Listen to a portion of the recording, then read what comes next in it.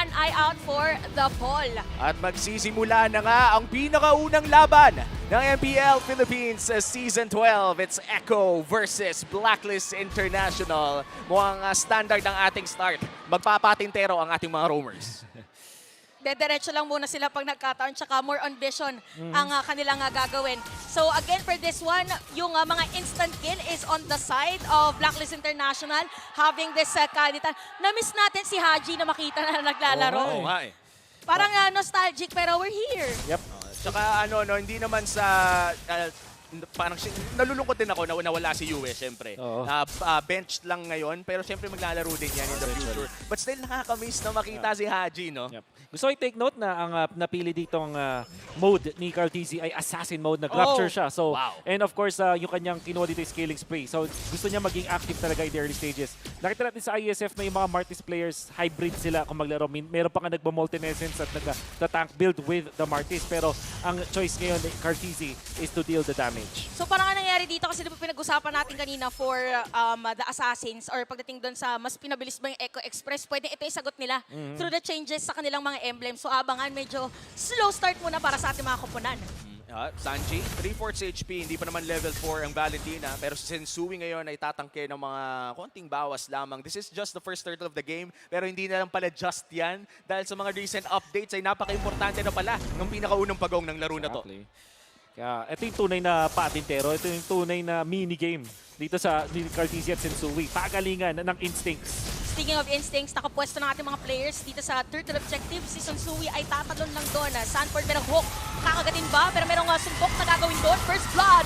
Pumunta agad kay Carteezy. At pwede padiretsuhin. Dalawang decimate. Double kill agad. At yung turtle sa kanila pa mapupunta. At ito na nga ang katakot-takot na snowball potential ng isang Martis sa kamay pa ni Carl Teasy. Pero mukhang nakaganti naman ng isa ang Blacklist International with a pick-up on JP. This is still a win for Echo in the early game. Gusto ko i-bring up yung macro na nakita natin mula dun sa Echo.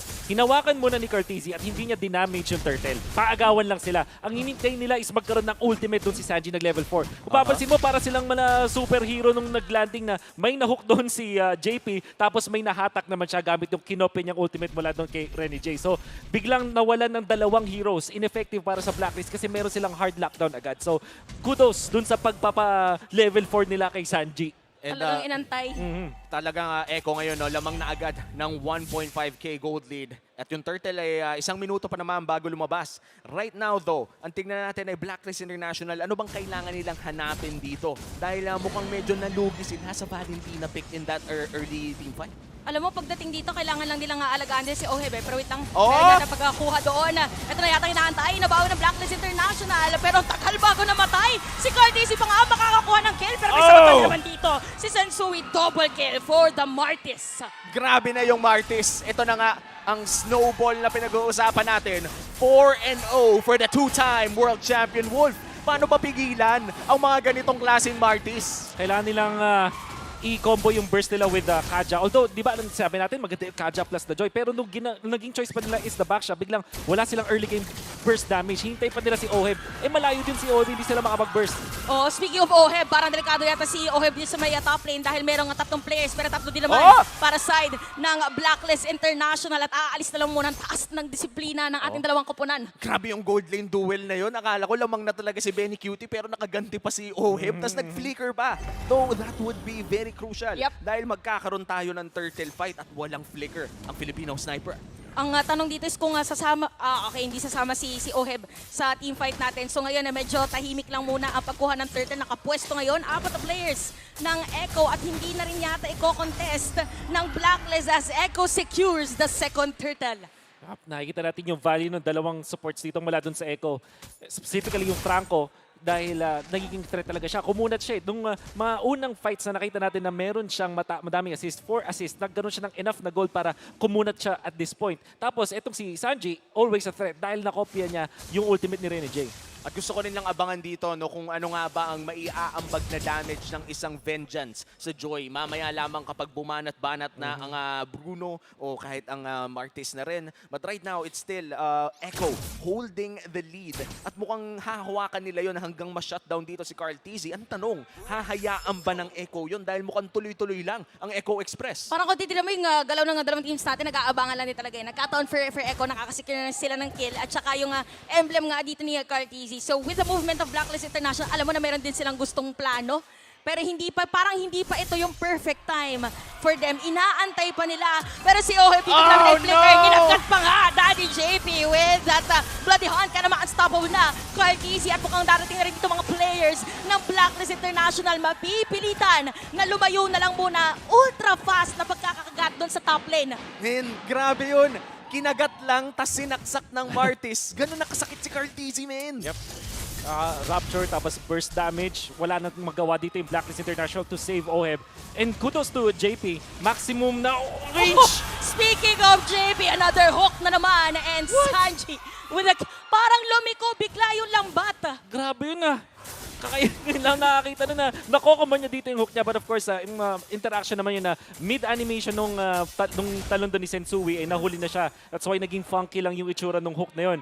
Pero yung commendable sa kanya sa may top lane kung saan yung pagka-flicker in niya kay Oheb na maximize niya yung maliit na range ng Bloody Hunt. So kung papansin mo, hindi talaga super point blank pero nahuli pa rin niya doon si Oheb. At kung titignan natin, no, lumobo ang gold lead na meron ng mga Orcas in this 7-minute game. Mag-6,000 na ang kalamangan ng Echo at nahihirapan na talaga ang Blacklist makahanap ng kanilang mga opportunities to burst down members coming in from Echo. In fact, hindi pa tayo nakakakita nung parang nung parang ulti na burst down talaga na 3 silang pumapasok. Oh, parang nauunahan kasi sila pagdating doon sa positioning. Probably inaantay. Kanina nakita natin is MVP to. 7 MVP pala yung naglalaro dito sa ating game. Pero teka lang, parang meron tayong conceal na nakita kamuntikan na. Konting amba lang muna para sa mga players. Pero makakatore ng isa dito ang Echo. Now, makokontrol talaga ng Echo ang mapa. Pero may ganti naman si Agent Zero doon sa may bandang ibaba. Makakuha ng isang tore ang Blacklist. That's their first objective of this game. At yung kailangan ng Blacklist International, at least makapag-create ng space dito si Edward para medyo makabawi din si Oheb. And actually, itong si Haji, important din as a mid laner, lalong-lalo na kapag kadita ka na maging source of damage na overwhelming na pwede kang where's the mga heroes? Like for example, si Sanji, pati si Benny Cutie, ang dapat estado ng laro para sa kanila ay lagi silang takot kay Haji. But as it stands, dahil mas maganda yung vision ng Echo, hindi makahanap ng magandang diskarte si Haji. Oy! Ay, merong divine judgment na gagawin doon. Meron bang burst ang side ng Blacklist International? Hindi na lang muna dahil makakatakas pa nga dito. Edward is gonna be down. At ang sakit ng mga bola-bola coming in from the pole from Benny Cutie. And 7-2 ang ating score. Ang ganda ng engage pero nagkaroon nata ng miscom sa Angulo Wolf. Hindi tumama yung full damage na inaabangan natin. At ang tumangkin nun is si Sanford, which is the Pakito. Maganda naman na nananalify nila yung XP lane. Pero nakita natin, not enough damage. May extra shields itong isang Pakito. At mukhang naka-atinas na din ata siya. Hindi ko lang entirely sure. Pero parang nakita natin yung kulay blue na bilog, which indicates na meron siyang Athena shield. So, hindi siya yung target na gusto mo kung gusto mo mang-burst ng heroes. And yun yung kailangan i-self-correct dito ng Blacklist International. Tsaka parang no moment tayo, napansin natin for Blacklist International, somehow, na yung kalaban kasi nila nagdikit-dikit bigla. So parang yung damage nila nahati. Kasi wala talaga silang single target dito na hero. So kaya din pala, nagkadya din and kadita yung lineup nila. So tingnan natin kung anong mangyayari dahil meron pa namang mas malalaking objective na pwedeng kuhanin. First Lord of the game is up na rin. Echo ang mauuna around that area. Pakiramdam kayo gigift na ng Blacklist International dahil madali naman tunawin ang level 1 Lord. But still, a Lord is a Lord at baka makakuha ng inhibitor turret ang Echo dito the moment that they're able to secure this. At libre na nga ata Wolf. This is the first Lord of the game going to Echo. Di nila kaya yung speed ni Carl Tizzy. Of course, nalunguan pa ni Benny Cutie. Immediately, papunta sa may gitna yung Echo. Dahil kung papansinin natin, gusto nilang pabilisin yung pag-clean nila ng mapa. Look at the minion wave. Hindi makahanap ng pagfa-farman itong sila Oheb, itong si Haji. Lagi silang magkasama, Oo lagi nga. silang nag-share ng mga resources, which is not that good. Ang pinaka nakakalabas lang sa kanila dito si Edward, at ang only reason is Joy kasi siya. So siya lang yung may karapatan. Parang Na ito yung maikot-ikot. ito yung mga scenario na hindi magandang kasabi ang hating kapatid eh. No? Oh, wag, Totoo, mga gantong totoo. moment, hindi. Kailangan ko unahin yung sarili ko. Oo. Kaso yun yung pinaka-safe. Tama, tama. Parang yun na rin lang ang choice ng Blacklist. Now Echo with almost a 10K gold lead Wow. marching in. May Lord pa doon sa may bandang itaas. Ano kayang pwedeng gawin ng Blacklist dito para makadepensa? For Blacklist, mabilis na kasi clear na mini-wave nila. So, probably ganun lang din naman yung gagawin. At pwede din nakuhanin muna si Sensui Lord, palilikuin. Pero tinan natin, meron ba hook? Okay, medyo wala tatama doon. Pero sa may top lane natin, meron din conceal si Renegade at successfully madedepensahan. Ito, hila na sinasabi natin! Sakto, Oheb! Ay makakakuha ng kill. Ito na inaantay nilang pa isa-isa at makakadepensa pa nga. Torres sa top lane, unti-untiin ng Echo. Successfully masisira nila. At after nyan ay aalis na sila. One inhibitor down for Echo. Nakaisa naman ng Blacklist International, a crucial conceal play mula kay Renegade. But still, mission successful para sa Echo, makaisa ng inhibitor turret. Exactly. Dahil yung first Lord tapos nakakuha ka ng isang inhibitor turret, sobrang saya mo dun sa pangyayari na yun. And we can expect na yung Echo, i-control nila yung mapa afterwards. 80 seconds before the next Lord. At yung Lord na yan, meron na nung tinatawag na turret clash. Which is the least na Ready, namin nalaman. palaban na siya. Palaban na siya. Yun yung pangalan? Oh, turret clash. Exactly. Wow. Oh, ngayon ko lang din nalaman. Thank you so Oo. much sa Naggawa-gawa info. din lang ako ng Salamat. pangalan eh. Sabi ko, turret blessing. Ah, Turret pwede. blessing. Ito pala turret Minsan nga, clash. talon lang eh. Talon. May talon na. Tumalon na. Tama. Ay, hindi, yun yung si Lord. Yung Ah, ano. sorry. Eh, ano yung pumuputok yung Tore? Anong parang, pangalan?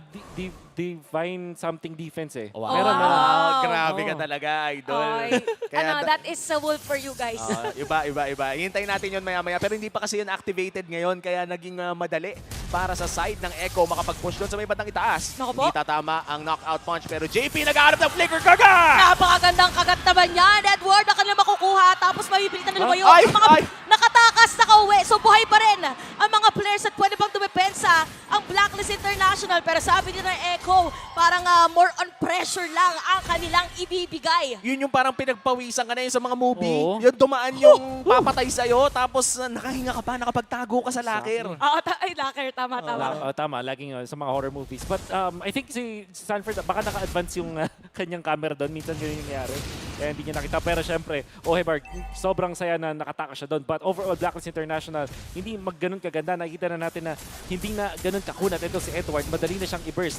And we did say na baka iba na lang yung Franco para mas maganda yung yun kasi talagang hard counter dun sa Joy.